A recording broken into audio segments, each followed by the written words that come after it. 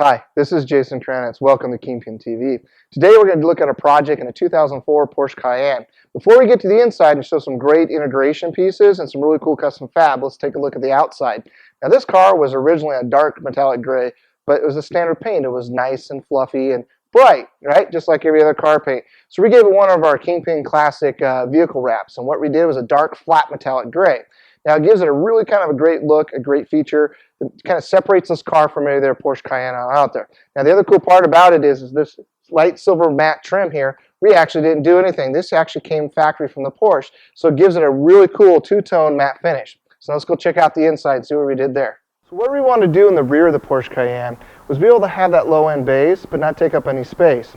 And how we accomplished this was we took out the factory spare tire and we did a 12-inch subwoofer enclosure, but we wanted to kind of a little showy off. So what we ended up doing was a nice little chamfer area here, and this once again we pull the flat dark metallic into the trim panel here that's on the outside of the vehicle, kind of pull the outside to the end. And then what we did is a little bit of vinyl inlay here. Now what's really cool about this is we have another little piece that we're still in for fabrication right now, so you don't quite get to see it yet, but it's a little metal mesh piece that makes this flat right here, and that allows us to roll the floor mat over and you won't see anything when it's all done, and you can stack groceries or anything else you have on here. Now the other part that we got to look at is where can we put the amplifier, since there's really no space underneath the seat. So let's check out on the side panel and show you what we got going on there. It's really cool.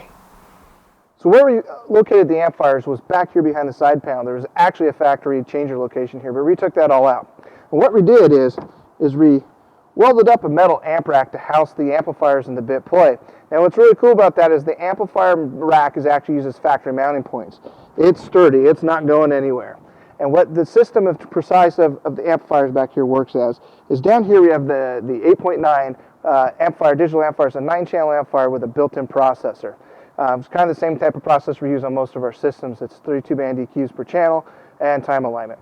And then the next piece right up here is our digital FLAC file player, our bit play piece, which we're going to see up the front. But when the iPad in the front controls that box, it gives a digital signal into the 8.9 amplifier with the processor built into it. And at the very top is the subwoofer amplifier that runs that single 12. All compact behind the side panel. We don't have to see it. It's out of the way, and it's using factory mounting mode. So what we've done on the inside of the Porsche is pretty cool. We took the factory relocation out, and we had to do some tricky stuff to get our iPad mini in here. Now we're doing quite a few of these lately. So what we did here is, because there was actually a pocket right here, and this whole heater control assembly was sitting right here. So what we did is we took this whole centerpiece out of the car right here, we lifted the leather off of it, put the heater control back in here, blended up to it, molded it, sanded it, made it good, rewrapped the leather, got rid of that pocket. They gave us enough room to do our iPad mini that controls our system. Now what's really cool is not only can we use iTunes and listen to our music off iTunes, and it's also the app remote on there to control the FLAC file player in the back, but we also on this one wanted to do something a little different. And what we did was we were able to flush in a Sony radio behind it. So now we have AM, FM, kind of the standard all-in-one radio, but we also have the iPad mini and the FLAC file player. So we kind of have everything all in one shot. We were able to reblend this whole entire piece and then paint it satin black. Now you can see these two areas right here. This is for our stage 2, which you'll see one of our other videos coming out very shortly. This is pre-done for our radar detector for our display and our little controller for that. So that's going to be coming in the future. But what we did is we reworked this whole little lower part of the center console here. And what we did is we put our DRC controller, which controls our processor built into our amplifier in the back, along with our Bluetooth display piece so we know what's going on.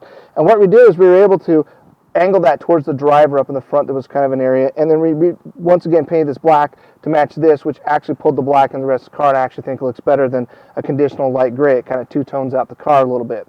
And it works very well. We were able to, with the factory rail, keep the factory steering wheel's controls to work as well. So the only thing is we took out the navigation. Now we can roll around with our iPad mini with navigation rolling on it, but if you have cell area, it becomes a problem. And I also wanted a backup camera. So let's check out what we did in the rear view mirror here.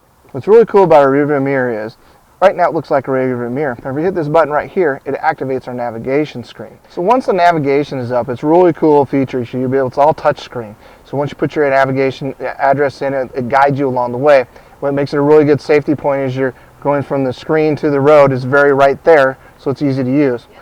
So the other cool part of this mirror is it's got a camera right here in the front with a small DVR in it. And this constantly records and erases, but if it senses any kind of impact, it's going to freeze that recording. This could help you in case you get in an accident to prove that you didn't rear end that person, that they caused the accident. So once you have the remote control on the iPad that controls the FLAC file player in the back, that goes into the processor built into the amplifier. Now that amplifier is an 8-channel amplifier. And what happens is we've bridged 2 channels and they play the 8-inch mid-bass drivers in the doors. And the other sets of channels play the 3-inch mid-range, and then the tweeter is located in the factory location. And it gives us a preamp to run that other amplifier that runs that 12 in the back. Thanks for watching this episode of Kingpin TV. Please check out our other great videos on our YouTube channel, or you can always follow us on the web at kingpincaraudio.com.